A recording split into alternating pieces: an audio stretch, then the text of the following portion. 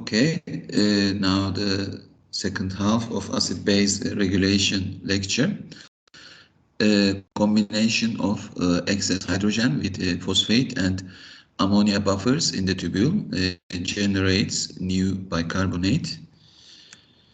When hydrogen is secreted in excess of bicarbonate filtered into the tubular fluid, only a small part of the excess hydrogen can be excreted in the urine in ionic form as hydrogen only. The minimum pH that the urine can be is 4.5. So lower than this, as I said, can be harmful to the urinary system.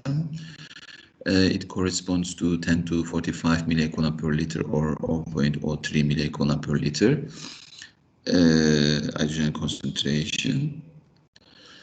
So the extraction of large amounts of hydrogen in the urine is accomplished by combining hydrogen with buffers in the renal tubule. Two most important buffers are phosphate buffer and ammonia buffer.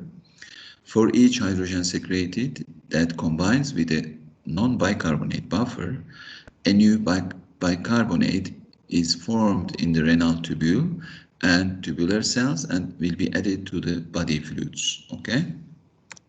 You will understand again better when you see the figure. Okay. Urinary phosphate buffer carries excess hydrogen ions into the urine and generates new bicarbonate ions. Phosphate buffer system, let me show you the figure. Okay, first I will come back to the text. Okay, this is the tubular cell and this is tubular lumen and renal interstitium. Let's say it is quite acidic in the tubular lumen and tubular cell is no longer excreting hydrogen or getting rid of hydrogen by simply excreting it ionic form. So, okay, it makes it much acidic and then can burn tubule cells, can be harmful to the pelvis renalis, ureters and vesica urinaria. Okay, so in this case, instead of really sending it, it will be buffered either by ammonium or by a monohydrogen containing phosphate. This is a monohydrogen containing phosphate. As you see, it binds to hydrogen and it becomes 2-hydrogen phosphate. It will be excreted in the urine as 2-hydrogen containing phosphate, and the other bicarbonate, on the other hand, when forming this hydrogen in the tubular cell, bicarbonate is also formed. It will be absorbed to the body. So in the body, there will be base absorbed and hydrogen is excreted in the urine. Okay. So the phosphate buffer system is composed of monohydrogen, monophosphate and diphosphate. The hydrogen remaining in the renal tubule in the excess of that which reacts with carbonate, bicarbonate, can react with monohydrogen phosphate to form 2-hydrogen phosphate, which can be excreted as sodium salt of this dihydrogen phosphate. For each hydrogen excreted with phosphate buffer, a new bicarbonate is generated in the renal tubule and will be reabsorbed. The bicarbonate generated in the tubular cell represents a net gain of bicarbonate by the blood rather than merely a replacement of filtered bicarbonate. Normal conditions, about 75% of the filtered phosphate is reabsorbed and only about 30 to 40 millicoulomb per day is available to buffer hydrogen. Therefore, much of the buffering of excess hydrogen in the tubular fluid in the presence of severe acidosis occurs through the ammonia buffer system. Okay, this system we have talked about. Now, ammonia buffer system. Ammonia is the most important urinary buffer in chronic acidosis. The ammonia buffer system is composed of ammonia and ammonia ion or ammonium, NH4+. Ammonia ion is synthesized from glutamine, which is actively transported into the cells of the proximal tubules, thick ascending loop of Henle, and the distal tubules. Once inside the cell, each molecule of glutamine is metabolized to form two ammonium ion and two bicarbonate ions. So, the ammonium ion is secreted into the tubular lumen in exchange for sodium, and bicarbonate moves across the basolateral membrane along with the reabsorbed sodium ion. For each, again, you will understand better when you see the figure, okay? Don't worry. For each molecule of glutamine metabolized, two ammonium are secreted into the urine and two bicarbonate are reabsorbed into the blood. So bicarbonate generated by this process constitutes new bicarbonate added to the blood. Okay, glutamine forms two ammonia ion and two bicarbonate ion, and two bicarbonate is reabsorbed into the interstitium and taken away by peritubular circulation, and then ammonium ion, as you see here, there is a pump, sodium ammonium pump, so sodium in and ammonium ion out of the tubules. So it goes to the tubule and it binds with the chloride. So ammonium chloride in the form of ammonium chloride hydrogen is excreted in the urine, whereas bicarbonate is absorbed. So in chronic acidosis, this buffering ammonium buffering system is very important in the kidney. Okay. One of the most important features of the renal ammonia buffering system is that renal glutamine metabolism is markedly stimulated by acidosis, thereby increasing the formation of ammonium and new bicarbonate to be used for hydrogen ion buffering. Okay, so here you see in acidosis, this ammonium synthesis will be increased in the cells, and hydrogen will be combined in the tubule and will be excreted as ammonium chloride in the urine, so that not increasing the hydrogen concentration of urine much. So buffering of hydrogen ion secretion by ammonia in the collecting tubules. Ammonia diffuses into the tubular lumen where it reacts with secreted hydrogen to form ammonium ion, which is then excreted. For each ammonium ion excreted, a new bicarbonate will be formed in the tubular cell, as you see here, and then will return to the blood. Now, quantifying renal acid-base excretion. The total rate of hydrogen secretion can be calculated as bicarbonate minus reabsorption rate plus titratable acid excretion plus ammonium ion excretion rate. This calculation assumes that almost all hydrogen secreted either combines with bicarbonate, which is reabsorbed, or is excreted with phosphate or ammonia buffer. Net acid excretion rate is calculated as follows. Net acid excretion rate is equal to urinary titratable acid excretion rate time plus ammonium excretion rate minus bicarbonate excretion rate. The reason we subtract bicarbonate excretion is that loss of bicarbonate is the same as adding hydrogen to the blood. With acidosis, net acid excretion rate increases markedly, thereby removing acid from the blood. Net acid excretion rate also equals to the rate of a new bicarbonate addition to the blood. With acidosis, there is a net addition of bicarbonate back to the blood as more ammonium ion and urinary titratable acid are excreted. On the other hand, with alkalosis, titratable acid and ammonium excretion will drop to zero, whereas bicarbonate excretion will be increased. So with alkalosis, there is a negative net acid secretion. Renal tubular hydrogen ion secretion. is stimulated by increases in carbon dioxide partial pressure and extracellular hydrogen concentration. With alkalosis, tubular secretion of hydrogen decreases to a level that is too low to achieve complete bicarbonate reabsorption, so enabling the kidneys to increase bicarbonate excretion. With acidosis, tubular hydrogen secretion is sufficient to reabsorb all the filtered bicarbonate, and the excess hydrogen is excreted as ammonium ion and titratable acid, thereby contributing large amounts of new bicarbonate to the blood. The two most important stimuli for increasing hydrogen secretion by the tubules in acidosis are, first, an increase in carbon dioxide of the extracellular fluid in respiratory acidosis, and second, an increase in hydrogen ion concentration of the extracellular fluid in respiratory and metabolic acidosis. Now, renal correction of acidosis.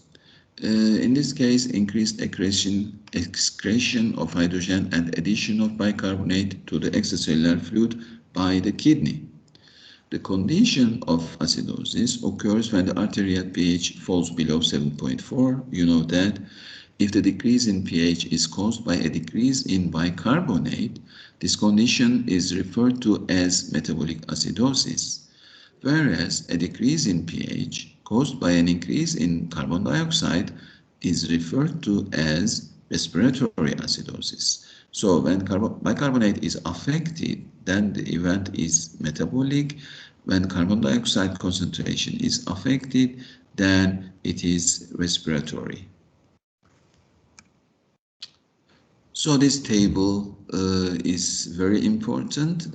These double arrows shows the beginning event, and the others are reactions to this. Okay, in respiratory acidosis, what happens?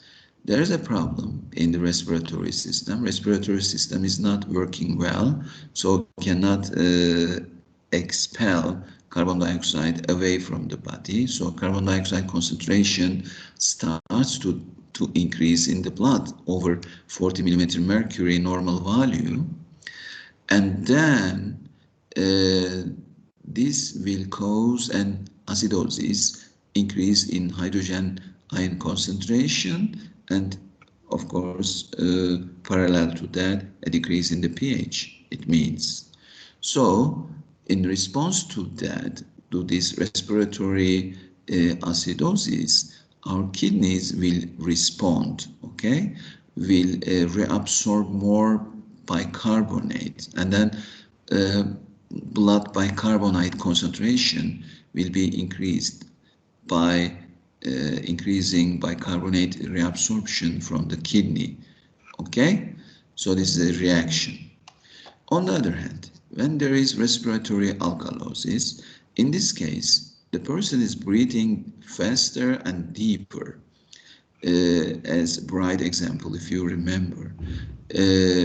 In this case, the person is losing so much carbon dioxide, it means losing hydrogen and increasing the blood pH over 7.4, so we call it alkalosis. And then reaction is increased bicarbonate excretion by the kidney. Our kidneys will excrete more bicarbonate to compensate respiratory alkalosis, okay? When we look at the metabolic acidosis situation, in this case, let's say in diabetic situation, we can consider lipids are used for energy, and then acidic substances are formed.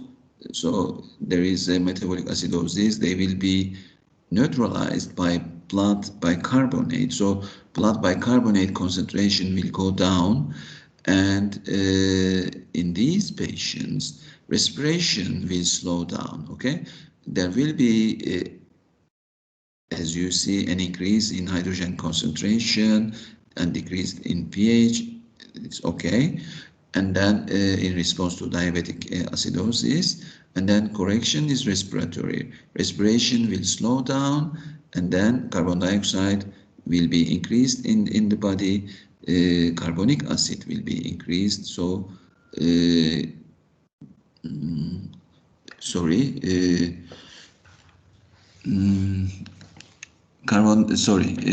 the respiration will be increased. Okay, the person will breathe deeply and faster, so carbon dioxide will be lost. Okay, when carbon dioxide concentration will decrease, this is a response to metabolic acidosis situations such as diabetes mellitus. And finally, metabolic alkalosis. In this case, what was the example? Is vomiting the gastric content only. Now you are losing hydrochloric acid from your body, so this is metabolic alkalosis. What happens to in this situation? Bicarbonate concentration goes up in the blood, okay? And in response to that, respiration will be inhibited, and then blood carbon dioxide concentration starts to increase, and then carbon dioxide increase will increase carbonic acid, and then will correct the alkalotic situation. Okay, so regardless of whether the acidosis is respiratory or metabolic, both conditions cause a decrease in the bicarbonate hydrogen ratio in the renal tubular fluid. This results in an excess of hydrogen in the renal tubules, causing complete reabsorption of bicarbonate and leaving still additional hydrogen available to combine with the urinary buffers ammonium and phosphate, monohydrogen phosphate. In acidosis, kidneys reabsorb all of the filtered bicarbonate and contribute new bicarbonate through the formation of ammonium and titratable acid.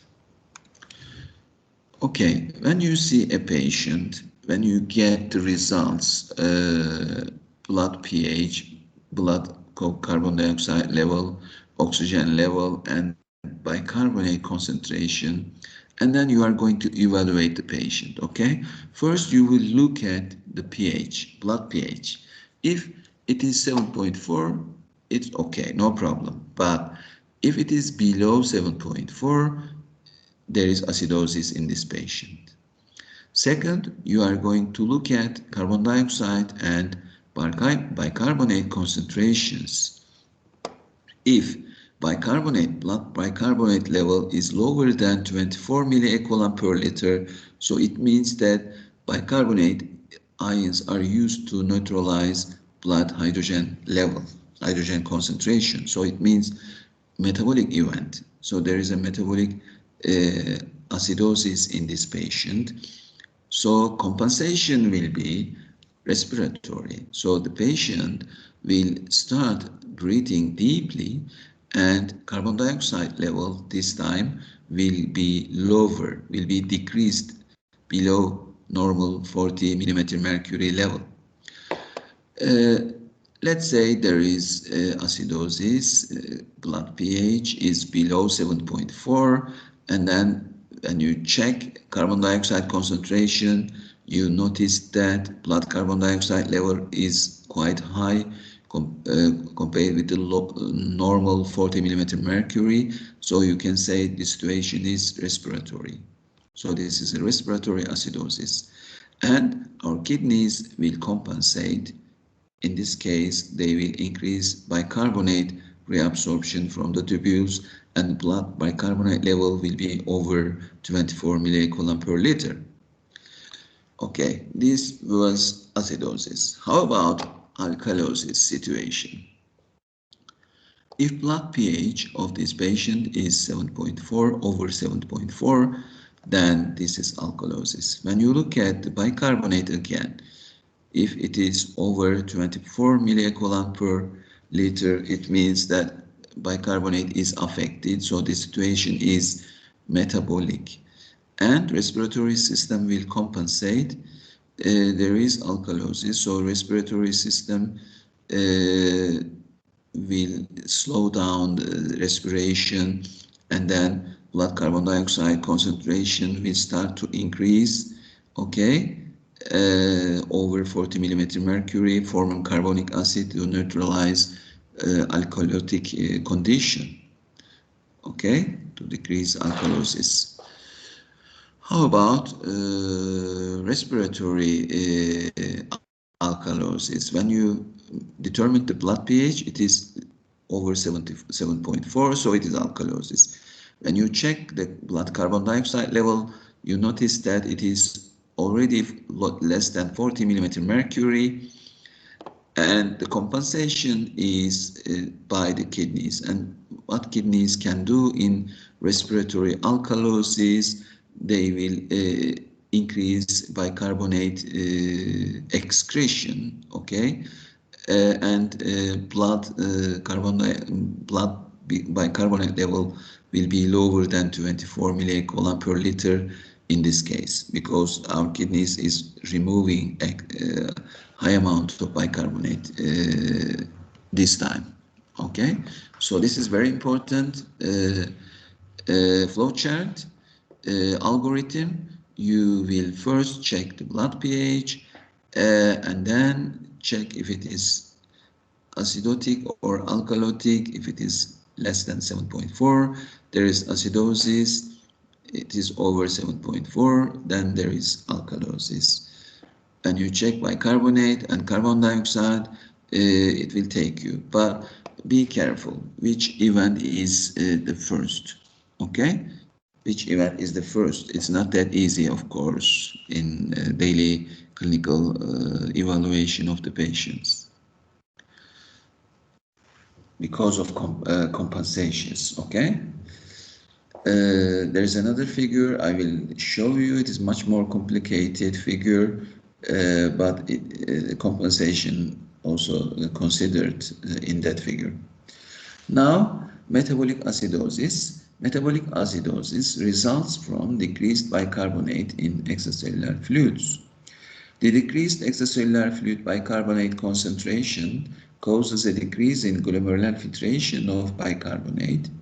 The compensatory responses include stimulation of respiration, which eliminates carbon dioxide and returns the pH toward normal.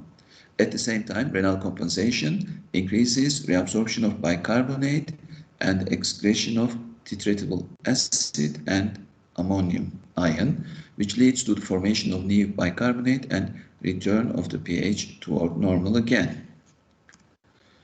Some of the primary causes of metabolic acidosis are as follows: decreased renal tubular secretion of hydrogen ion or decreased reabsorption of bicarbonate. This can occur as a result of condition called renal tubular acidosis. In this disease, the kidneys are unable to secrete adequate amounts of oxygen into the urine. As a result, large amounts of bicarbonate are lost in the urine, causing a continued state of metabolic acidosis. Another situation is chronic renal failure. In this case, kidney function declines markedly and hydrogen is not adequately secreted by the tubules, so also causes build-up of acids in the body fluids in this clinical condition.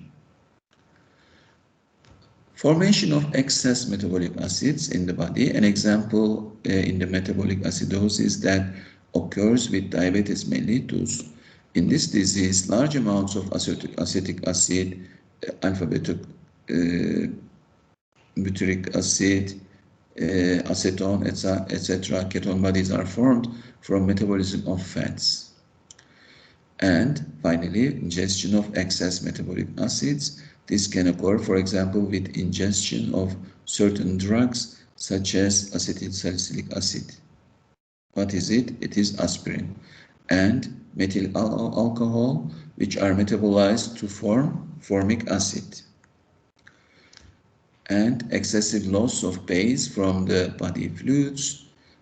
So this most commonly occurs with severe diarrhea. In this case, large amounts of gastrointestinal secretions rich in bicarbonate are lost from the body.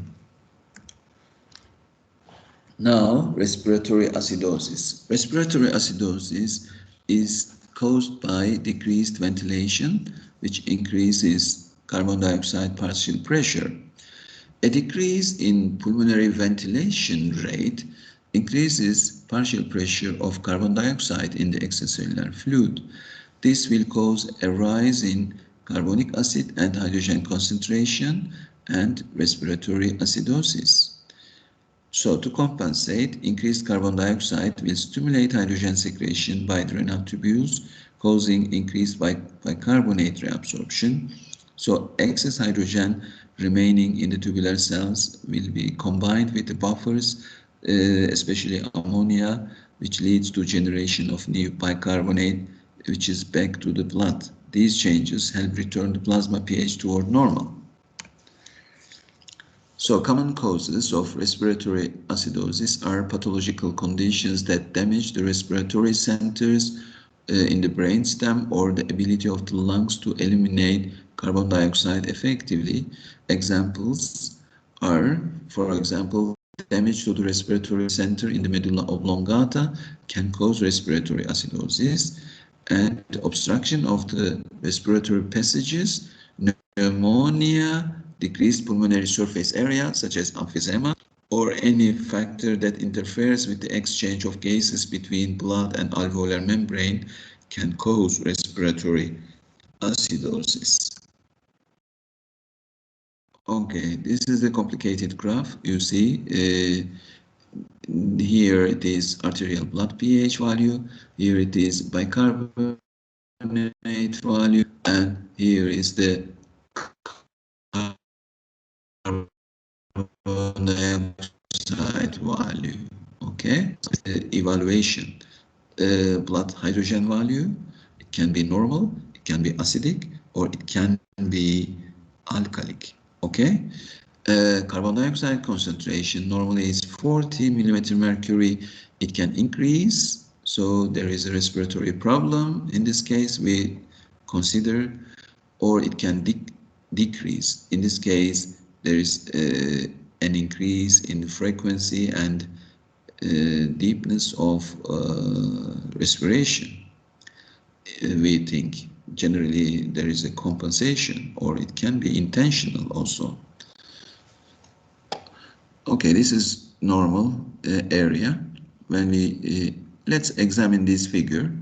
Okay, let's say we measured blood pH 7.4.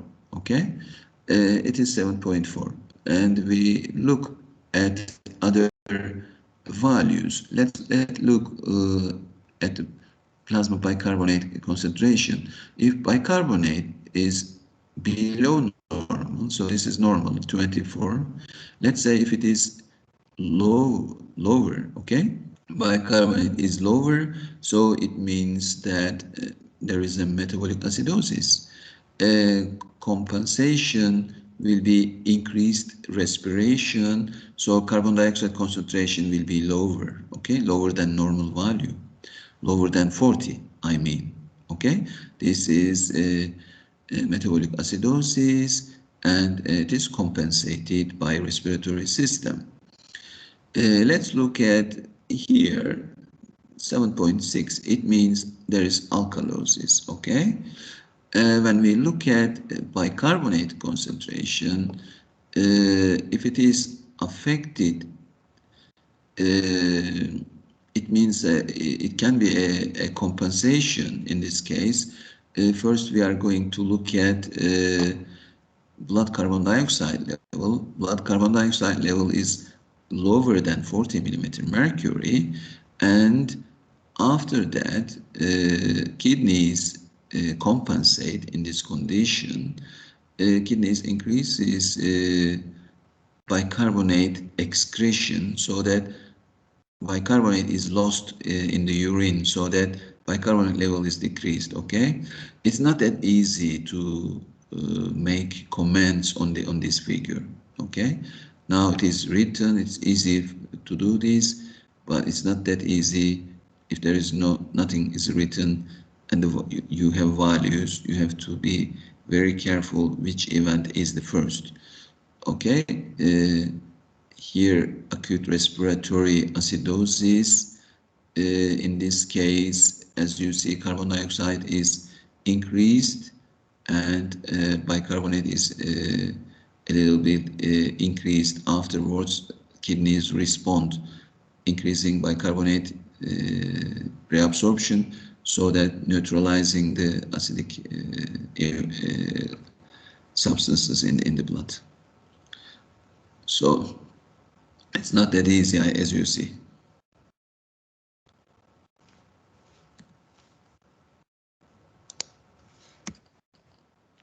Now, renal correction of alkalosis, decreased tubular secretion of hydrogen and increased excretion of bicarbonate.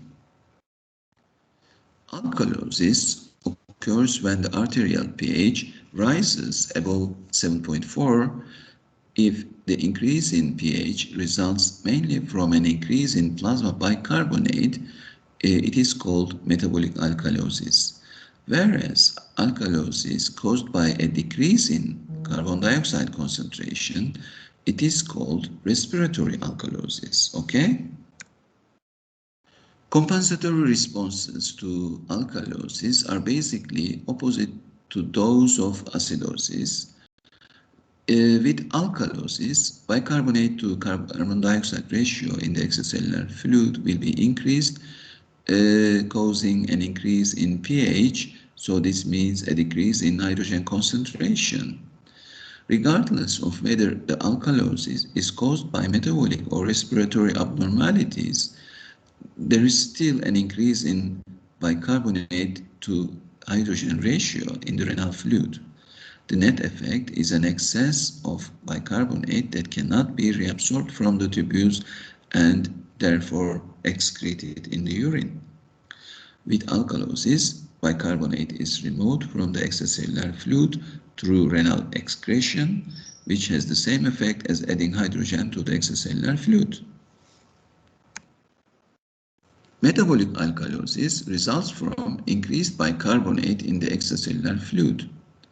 This causes an increase in the filtered load of bicarbonate, which in turn results in an excess bicarbonate over hydrogen in the renal tubular fluid.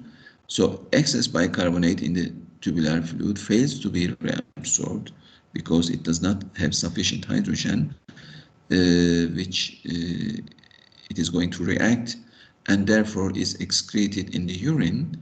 With metabolic alkalosis, the primary compensations are increased renal excretion of bicarbonate and a decreased ventilation rate, which increases carbon dioxide concentration, and carbon dioxide will form carbonic acid, okay, to neutralize alkalic environment.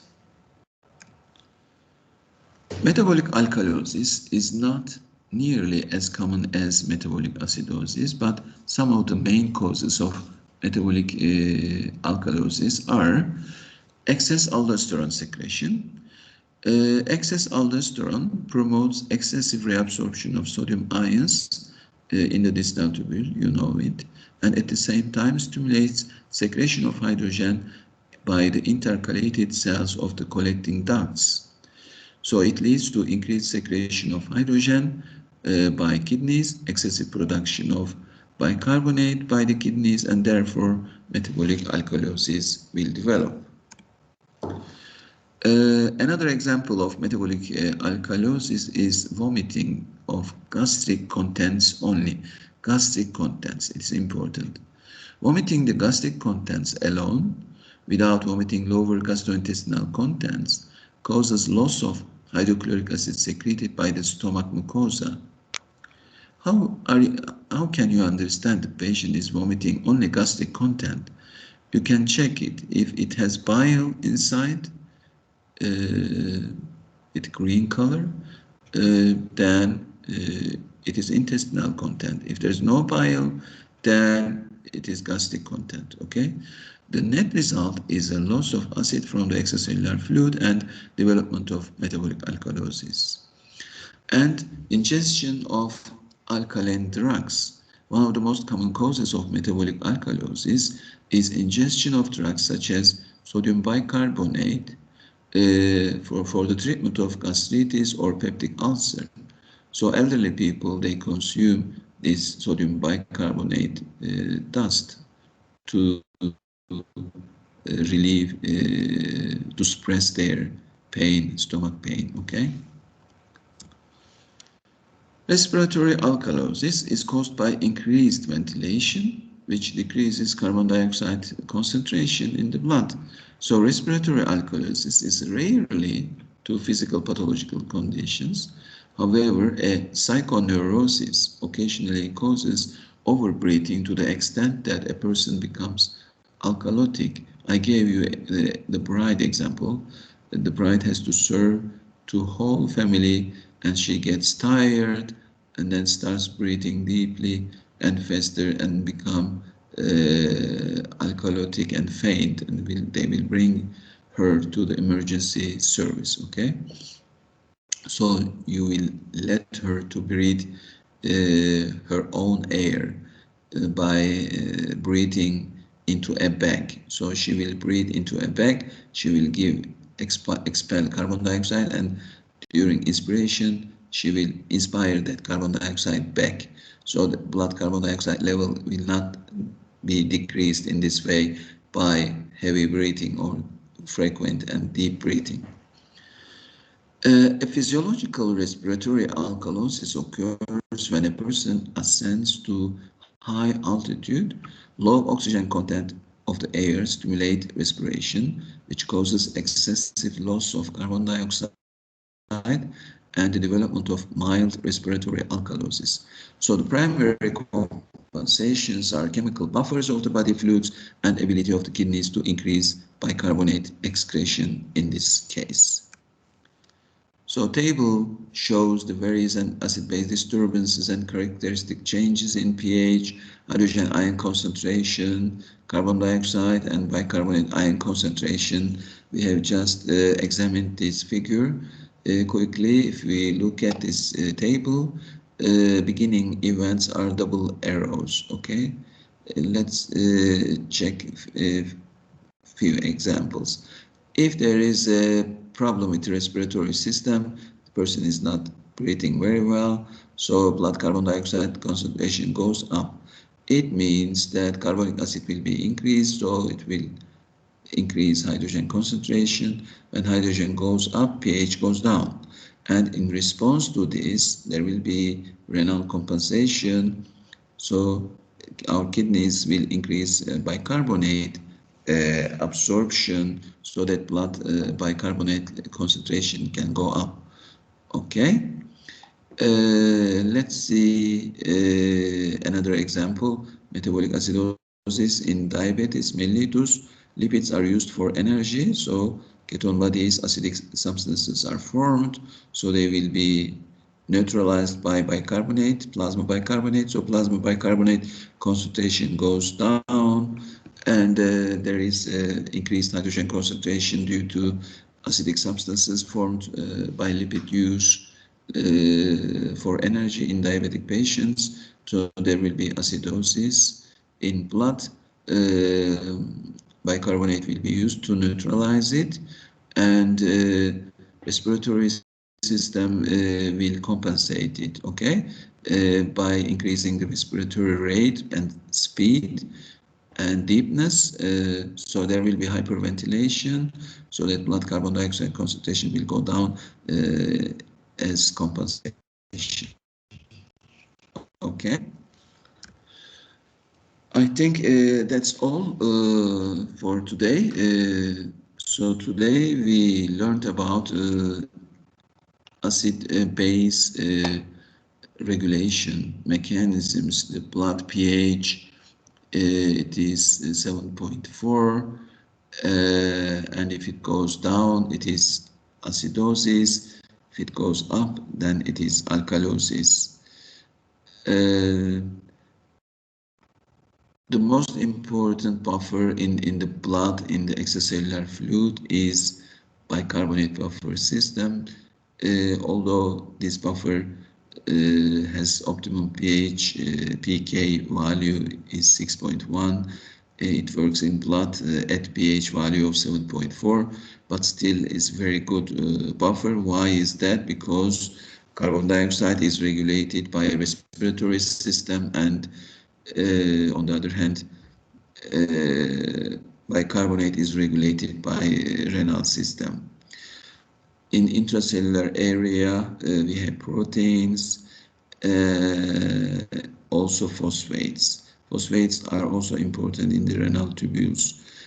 Okay.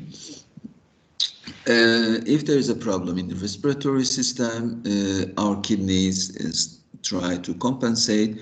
If we have a problem in the kidneys or in the metabolism, then our respiratory system starts to compensate, okay? By either increasing carbon dioxide removal from the body or decreasing carbon dioxide removal by decreasing the respiratory frequency, or deepness can go down, so that we can keep carbon dioxide in our body in alkalosis. Okay. Any questions or contributions are welcome, please. Do you have any questions? Hocam sesim geliyor mu? Evet, geliyor. Hocam dedik yani böbreklerimiz ve solunum alkolojisi ve asidozisi düzenlerken düzenliyorlar. Evet. Peki solunum sistemimiz ve boşaltım sistemimiz yetersiz kaldığında ne oluyor olarak? Ne olduğunda? Solunum sistemimiz ve boşaltım sistemimiz düzenlemede yetersiz kaldığında. Yetersiz kaldığında işte o zaman asidozis oluyor veya alkalozis oluyor. Bunun da tahammül edilebilir sınırları var. 6.8 ile 8 arası galiba o şekilde geçiyordu. Mesela 6.8'in altına indiğinde, mesela 5, pH 5 olduğunda hasta kısa sürede hayatını kaybedecektir. Yani hayatla uyumlu değerler değil bunlar. O yüzden zaten siz mesela bir yoğun bakım hastasının takibini yapıyorsanız onun kan pH'ını izlemeniz lazım.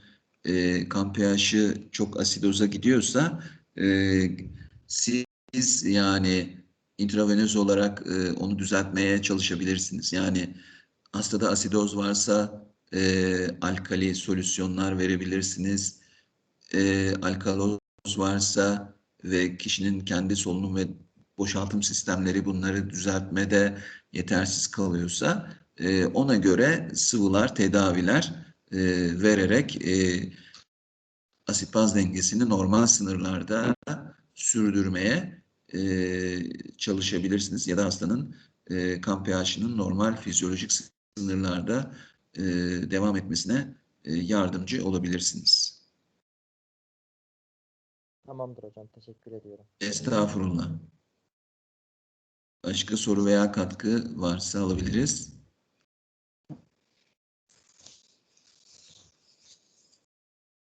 Evet. Evet Mehmet Emin, senden soru bekliyorum ha. Tembellik yapıyorsun biraz sanki. Yok hocam soru. Sadece sorulacak soruları bekliyorum.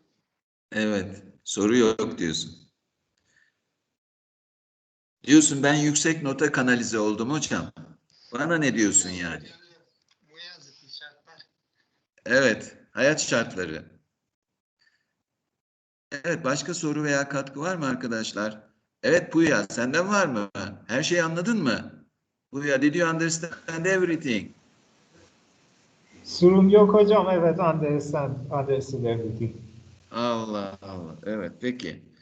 Bu çok güzel bir konu çocuklar. İleride yani dahiliyede, çocukta, genel cerrahide hep yani karşınıza gelecek bir konu bu. Asit-baz dengesi. Yani bu konuyu şimdi temellerini iyi atarsanız, iyi öğrenirseniz sonra rahat edeceksiniz eminim. O zaman ben teşekkür ediyorum katılımlarınız için. Thank you very much for attending. So I'm closing the lecture.